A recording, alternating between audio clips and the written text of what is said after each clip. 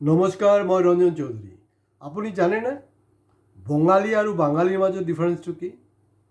যদি জানিবলৈ আছে তেতিয়াহ'লে আজি বৰাক ভেলীৰ কৰিমগঞ্জ জিলা যে আপোনাৰ 12 ঘণ্টীয়া বন্ধ, অৰ্থাৎ ৰাতিপুৱা 5টা বজাৰ পৰা গধূলি 5টা বজালৈকে যি বন্ধ, এই বন্ধই প্ৰমাণ কৰিছে যে বঙালী আৰু বাঙালীৰ ডিফাৰেন্সটো কি। কাৰণ ব্ৰহ্মপুত্ৰ ভেলীত যিখিনি থাকে এইখিনি হ'লগৈ বঙালী কাৰণ বঙালী বুলি মতাৰ পিছতো কেলা বঙালী বুলি কোৱাৰ পিছতো মানে মূৰটো নুঠায়, গম পাইছেনে? আৰু এইটো ঠিক নহয়। আৰু ইয়াৰ মানুহখিনিও আপোনাৰ অসমীয়া বুলি নকয়, আছামী বুলি কয়, ভুল হৈ থাকে এইটো। তো যি নহওক, মূল কথাটো হ'ল আজি বৰাক ভেলীত কৰিমগঞ্জ জিলা 12 ঘণ্টীয়া বন্ধ।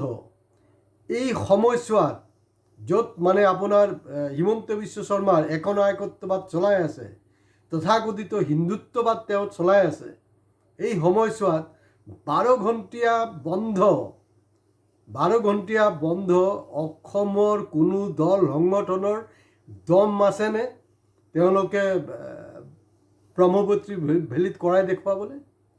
আৰু মই আজি পেপাৰত চাই আছিলোঁ, কিছু সংগঠনে বিভিন্ন আন্দোলনৰ কাৰ্যসূচী তেওঁলোকে ইতিমধ্যে ঘোষণা কৰিছে ক'ত কেতিয়া কি হ'ব। কিন্তু আচৰিত কথাটো হ'ল যে 13 ছেপ্টেম্বৰৰ দিনা এতিয়ালৈকে যোনটো শ্বিডিউল আছে, প্ৰাইম মিনিষ্টাৰ নৰেন্দ্ৰ মোদী ডাঙৰীয়া অসমলৈ আহি আছে। তেওঁ মানে 8 ছেপ্টেম্বৰ অহাৰ কথা আছিলে ভূপেন হাজৰিকাৰ শতবৰ্ষ অনুষ্ঠানত। তো গতিকে একচুৱেলি তেখেত ভূপেন হাজৰিকাক লৈ কনচাৰ্ণেই নহয়, ভূপেন হাজৰিকাক লৈ তেওঁৰ কোনো কনচাৰ্ণ নহয়। আমিহে ভাবি আছোঁ তেখেতে অসমীয়াৰ গামচা লৈছে, আমি আপ্লুত হৈছোঁ। কেলৈ জানেনে? যদি আপোনাৰ মুখ মানে ঘামিছে কেতিয়াবা, এইটো এনেকৈ চফা কৰাৰ কাৰণে। চাব, তেনেকুৱা বহুত দৃশ্য আছে, কিন্তু বহুত দৃশ্য পাব আপুনি। যোগা ডেৰ দিনাখনো তেনেকুৱা দৃশ্য পাব। অলপ যদি ছ'চিয়েল মিডিয়াত অলপ যদি চালি জাৰি চায়, তো তাত দাবীটো কি আছিলে? তাত কিন্তু সেই কা চাহ বুলি নাই। তাত দাবীটো হ'ল যে কৰিমগঞ্জ জিলাৰ বা এই কৰিমগঞ্জৰ যে নাম চেঞ্জ কৰি তেওঁলোকে কৰিছে আপোনাৰ কি, এতিয়া বেলেগ এটা নাম শ্ৰীভূমি কৰিলে। চূড়ান্ত বদমাছি। তেওঁলোকে কৈছে নেকি সেই কি বুলি কয়, ৰবীন্দ্ৰনাথ টেগৰে দিয়া নাম মানে হেৰি কোন হয়, মানে আমাৰ নীতিমণি কোন হয় মই চিনি নাপাওঁ। দিনক এইটো মই বেলেগ এপিছ'ড কৰিম। তো গতিকে আপোনাৰ মানে ভাৰতবৰ্ষৰ প্ৰথম আপোনাৰ নোবেল প্ৰাইজ পোৱা, ভাৰতৰ ৰাষ্ট্ৰগান ৰচনা কৰা ৰবীন্দ্ৰনাথ টেগৰক লৈ আপোনাৰ 2021তো কিন্তু মোদীয়ে বহুত ধেমালি কৰি আছিলে। ৰবীন্দ্ৰনাথ টেগৰৰ নিচিনা এনেকৈ আপোনাৰ দাড়ি চাৰি ভগা দাড়ি হেৰি কৰিছিলে, ঠিক আছে, পাত্তা নাপালে। কাৰণ মই ইয়াৰ আগতো কৈছোঁ যে ৱেষ্ট বেংগলৰ বাঙালী মানুহে দেখাই দিলে যে আপোনাৰ জাতীয়তাবাদ কাক বুলি কয়। আমাৰখিনি নহয়, আমাৰকেইটা চব ভণ্ড জাতীয়তাবাদ। এই যে কা আন্দোলন হৈ আছে, কা আন্দোলনকাৰী যিবিলাক দল সংগঠন আছে, তেওঁলোকে আজি যে এই 12 ঘণ্টীয়া বন্ধ, কৰিমগঞ্জৰ 12 ঘণ্টীয়া বন্ধটো তেওঁলোকে কিন্তু অলপ চাব লাগে যে কি কৰিছে তেওঁলোকে। তাত হিন্দু মুছলমান যৌথভাৱে ফাইট কৰিছে। আৰু যেতিয়াৰ পৰা আপোনালোকে মন কৰিব, শ্ৰীভূমি যেতিয়াৰ পৰা নামাকৰণ হ'ল, তেতিয়াৰ পৰা দেখা গৈছে কি আগতকৈ অধিককৈ বেছি তাত ড্ৰাগছ ধৰা পৰিছে, নাৰী ব্যৱসায় ধৰা পৰিছে, বিভিন্ন ধৰণৰ শ্ৰীভূমি দিয়াৰ পিছত কিন্তু হৈছে। তো ভাৰততো তেনেকুৱা য'ত নাম সলনি কৰিলে, এলাহাবাদৰ নাম যি আছিলে সেইটোক যে চেঞ্জ কৰাৰ পিছত এলাহাবাদত কি হ'ল দেখিলে। আৰু ইয়াৰ আগত ৰেকৰ্ডটো কি? ইয়াৰ আগৰ ৰেকৰ্ড হ'ল, আপোনালোকে যদি বিশ্বৰ বুৰঞ্জী মানে হিষ্ট্ৰী যদি অলপ পঢ়ে, অলপ জনাৰ চেষ্টা কৰে, তাত চাব যিবিলাক মানে শাসনত গাদীত থাকি ক'ৰবাৰ নাম চেঞ্জ কৰিছে নহয়, সেইটোৰ ডাঙৰ উদাহৰণটো হ'লগৈ কিন্তু ছ'ভিয়েট ৰাছিয়া। তেনেকুৱা আৰু বহুতো উদাহৰণ আছে। য'তে তেওঁলোকে চেঞ্জ কৰিছে, সেইটোক লৈ ছেৰছাৰ কৰিছে, তাত খন্তেকীয়া এইটো হৈছে, কিন্তু পিছত তাৰ ৰাইজৰ উত্তেজনা আৰু প্ৰবল প্ৰতিবাদত সেৱ মানি পিছত কিন্তু সেই যোনটো অৰিজিনেল নাম আছিলে, সেই অৰিজিনেল নাম দিবলৈ তেওঁলোকে বাধ্য হ'ল। আৰু এই আচৰিত পাইছোঁ এই 13 তাৰিখে কোনো সংগঠনৰ কোনো ধৰণৰ অসম বন্ধৰ কাৰ্যসূচী নাই কেলে। তো গতিকে বঙালীৰ পৰা অসমীয়া সংগঠনৰ একো শিকিবলৈ নাই। তেওঁলোকে কৈ আছে যে জাতিদ্ৰোহী আইন কা জাতিদ্ৰোহী কিমান, তাতকৈও বহু বেছি জাতিদ্ৰোহী হ'লে যে আপোনালোকে এই দল সংগঠনৰ নেতাকেইটা কেলে মুখ্যমন্ত্ৰী কোৱা নাছিলে জানো মাজত যে যোনে বাংলা ক'ব আমি এইটো মানে আইডেণ্টিফাই কৰি ল'ম যে সেইটো বাংলাদেশী বুলি। তেওঁ নিজে মানে বৰাক ভেলীত গৈ বাংলাত কথা পাতিছে। ইয়াৰ অৰ্থটো কি? তেওঁ মুখ্যমন্ত্ৰী হ'ব পাৰে, যেহেতু তেখেতে বাংলাত কথা পাতিছে সেইটো তেওঁ বাংলাদেশী হৈ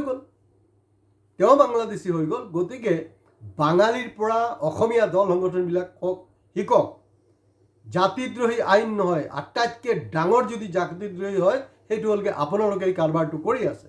যদি দম আছে 24 ঘণ্টীয়া, যদি মানে বৰাকৰ বাঙালীয়ে আপোনাৰ দেখুৱাব পাৰে 12 ঘণ্টীয়া বন্ধ দেখাব পাৰে, তাত হিন্দু মুছলমান। আৰু জানিব এটা বস্তু, মই দেখিছোঁ যে অসমৰ আন্দোলনবিলাকো জেনেৰেলি ষ্টুডেণ্ট সিহঁতক লোৱা হয় আৰু মিডল ক্লাছ।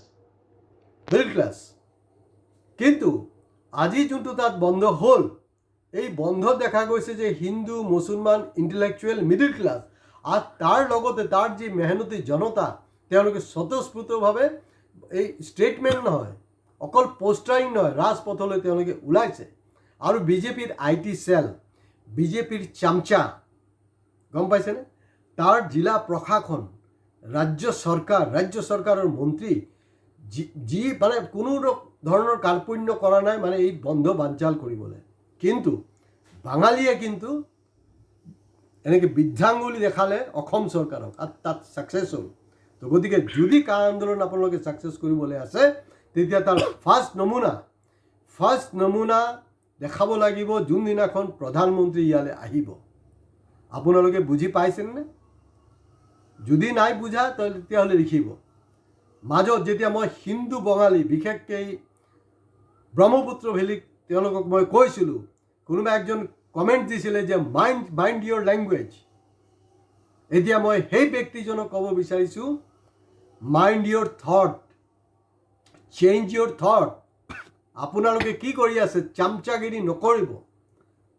এতিয়া অলপতো দেখিছোঁ এই যিকেইটা আমাৰ এই যে সদৌ অসম বেংগলী যুৱ ছাত্ৰ ফেডাৰেশ্যন আছে, তলে চব বিজেপিৰ লগত ফিটিং থকা বস্তু, তেওঁলোকে কিবা এটা প্ৰতিবাদ চব বেলকিবাজি। ইলেকশ্যন আহি আছে, পেকেটটো লয়, কাৰণ তেওঁলোকে ইনফেক্টেড হৈছে।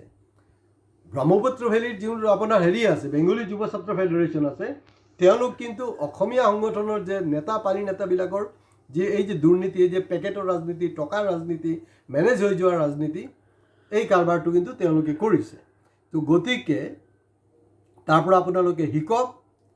আৰু উইদাউট ৱৰ্কিং ক্লাছ অসম বা ভাৰতবৰ্ষ নহয়, গোটেই বিশ্বত মোক কমেণ্ট বক্সত গৈ একটা এক্সাম্পল দেখুৱাওক আপোনালোকে যে গোটেই বিশ্বত ক'ৰবাত মানে কোনো আন্দোলন ছাকচেছ হৈছে নে নাই। কেতিয়াও সম্ভৱ নহয়। যদি কাৰ বিৰুদ্ধে আপোনাৰ চলিড আন্দোলন কৰিবলৈ আছে, সেইটো এতিয়াও সময় আছে।